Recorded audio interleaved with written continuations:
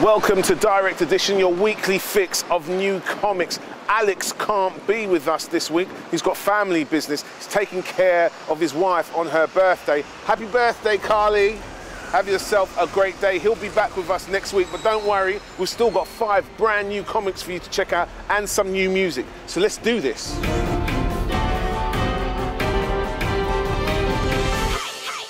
So Alex can't be here with us this week, but don't worry, we've got someone to fill his spot for the week. This is Chris. Hello. Chris is a big comic book fan as well, and he's going to help us look at 5 new books this week, starting off with New Avengers issue #1. What do you think, Chris? It's good to see the Avengers again, but there's too much magic in there for my liking. I know it starts off with Dr. Stephen Strange, and I don't mind the magic bit because I'm a big kind of Dr. Voodoo fan now that he's the Sorcerer Supreme. I've still got a lot of time for Stephen Strange, even though technically speaking, in mystical terms, he's kind of had a demotion in recent months. But I think that's only one part of what this book is about this month. Also, what's really cool about this book is Luke Cage and the other Avengers, Wolverine, Spider-Man, Iron Fist, forming their new team. And I thought the way that Brian Michael Bendis handles the writing of that part of this book is definitely very cool. Oh yeah, no, definitely, and you know, it's a lot of good artwork, basically. Yeah, the art on this is really gorgeous as well. So if you have any interest in the new Avengers, and there's a hell of a lot of new books and lots of stuff going on, this is one you might want to check out, the New Avengers issue #1. There are a couple of new Spider-Man books out this week. This is the second issue, 634, the start of a new story arc, The Grim Hunt. Chris, what did you reckon to this? Kraven the Hunter. Yeah. Awesome. You know, it's really good to see, you know, old villains of Spider-Man returning. You know, a lot of people forget, you know, just they think about the actual villains that were in the movies. Yeah. Opposed to, like, you know, these were like the old school villains, you know, Yeah. they used to give Spider-Man a run for his money. Yeah. And it's great to see him, like, return. He's a lot darker this time. Yeah. And it's awesome, you know?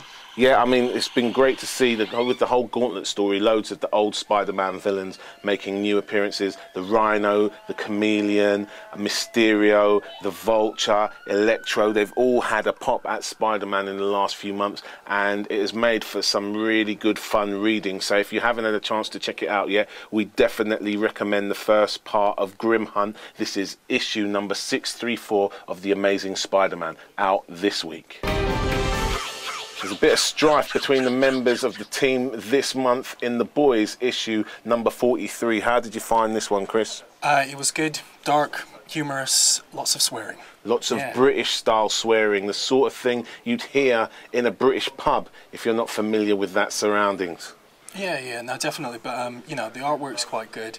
Yeah. It's very dark, but at the same time, you know, it's not your atypical kind of like anti-hero. Well, they are anti-heroes, really, aren't they? It's got a real kind of strong, warped sense of humour to it with the boys. So basically, essentially, in this part of the story arc, Huey is kind of suspected of being some sort of a mole by Butcher, the head of the team, and this is causing all sorts of strife between Huey, Mother's Milk, and Butcher. It's really nicely written by Garth Ennis, and as we've already stated, the art is gorgeous from Derek Robertson. So if it's a book you haven't been following, it's maybe a little bit difficult to jump in on this particular issue, but grab yourselves a few back issues and check out The Boys. We highly recommend it. This is issue number 43, out this week. Lo and behold, my story was right. Raindrops dripping down from the skylights. This old man was smoking to the shy lights. He was plotting, planning, hoping for the high life. Youngin', this is my advice. These life lessons keep coming your entire life. So never buy a whip till you can buy it twice. You a king, you entitled to a paradise. High price Nautica, the gaudiest scenes. For his son's first birthday, he bought him a dream. Limousines to his b-ball games and his team.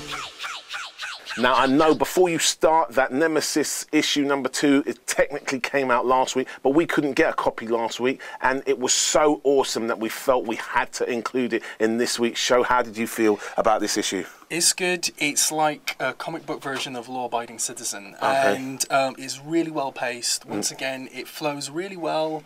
felt like I was watching the film. Right now, You know? it's not surprising considering Mark Millar's record at the moment. He's the guy who wrote Wanted and the guy who wrote Kick-Ass, and he's very hot property in Hollywood at the moment. And this book is essentially a tale of a supervillain who's created by a cop who incarcerates his parents. It's almost like a negative version of the Batman, and it's just awesomely paced, beautiful art by Steve McNiven, and just got a real cinematic feel to it. Oh yeah, no, it's great. I mean, he's got some cool vehicles too. He's got like a badass gang. You know, it's everything you want out of a comic book, really. Exactly, real boys' own type of fun, and we're sure this will be hitting the silver screen real soon. But before it does, make sure you're in on it early. Nemesis issue number 2 out last week. There's a load of other great books we'd love to check out this week, including this. The Walking Dead, 73. John Constantine Hellblazer 268. Deadpool, 24. The Amazing Spider-Man 633. Crossed, Family Values, episode 2. Deadpool, The Merc with a Mouth, issue 12. Ultimate X, issue 3. Dark Wolverine 87. Savage Dragon, episode 161. New Mutants, issue 14.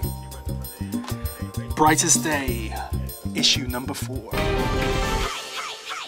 It's out this week. This is issue 610 of The Incredible Hulk, and I'm loving this book. Oh yeah, no, this is awesome. This is awesome. So essentially what we've got going on here is Bruce Banner, this new, cooler Bruce Banner who seems to be in control and hold the book by himself, kind of rescuing the 8 brainiest people from the clutches of the leader and MODOK. Yeah, and it was, as I said, you know, it was good to see the whole gang in there. You know, you've got Doc Samson, you've got the leader, you know, just all of like the atypical Hulk cast, villains, and his teammates. But you know, what's the deal with the Red Hulks? Well, the Red Hulks were created by MODOK and the leader. To kind of, you know, in their attempt to take over the world, they basically converted General Thunderbolt Ross and his daughter Betty Ross into these new Hulks that could basically rival the original Green Hulk for strength and power. And it's been it's taken a while to kind of reveal who they are, but it hasn't ruined the tension of the book and the interest level of this book. It's beautifully also realised. His art is really detailed, really dense, but always entirely clear. You always know exactly where you are and what's going on. So we love that as well. Oh yeah, no, the artwork, top notch. This is issue 610 of The Incredible Hulk. It's out this week. So thanks for joining us. That's pretty much all we've got time for this week. Before we go, thanks to Chris for being on the show. Hey, Iyare, it's been my pleasure. Hopefully we'll see you again. Yeah. Alright, in the meantime, let's also shout out a load of our YouTube subscribers. Thanks so much for following the show. We wouldn't be here without you. This is a roll call of honour for people who follow us and subscribe to us via YouTube. Make sure you're here with us next week when we'll be checking out more new comics, more new music. We call it Direct Edition. We'll see you then. Peace. It's very much like that film with Jamie Foxx was in. What was that film called? That film that Jamie Foxx was in? There's quite a lot. Ray. Was it Ray? Yeah, Ray. No. Ray, the story of Ray Charles. No, wasn't that one? Was it Stealth? No, the one it where wasn't Stealth. No. Was it No. Was it Dreamgirls? No, not Dreamgirls. Oh God, no? In Living Color. No, it was the one with the dude from 300. God, all the names have gone from my head right now. Okay. I'm gonna have to do this again. You know? Yeah, clearly.